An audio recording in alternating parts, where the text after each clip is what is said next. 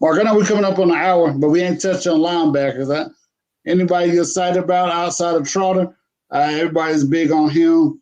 I'm really not a big Skowski or the other guys fan. They play hard, but I'm just not really a big fan of their athleticism. Anybody else you big on coming out? Levonta Bentley. I think that's a guy to watch out for this year. He's third year in the program.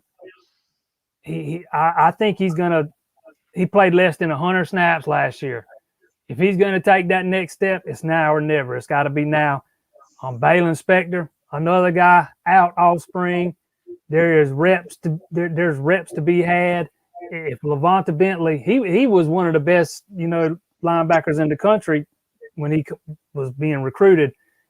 So if he's going to do it, it's going to need to be this year. I think we might see him moving on. But I'm thinking that we're going to see a lot of him this year. He's one of those guys. He brings a nastiness to the position, man. He's got a little bit more athleticism than Skowski does, than Spector does. He's big.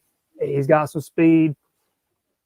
But if I had to pick one guy, that's who it'd be, Levonta Bentley. Yeah, number 17, right? 14 tackles, 4.5 tackles for loss, and 3.5 sacks. Yeah. They're number 30. He played in the Notre Dame game a lot the second time. He's a beast too. I can't remember. He start with an M. He's McGuire. pretty McGuire, yeah, he's pretty nice too. Yeah, I think McGuire's solid, man. He can be a solid player for you. Clemson gets all their linebackers back, man. That's going to be a loaded and crowded linebacker room.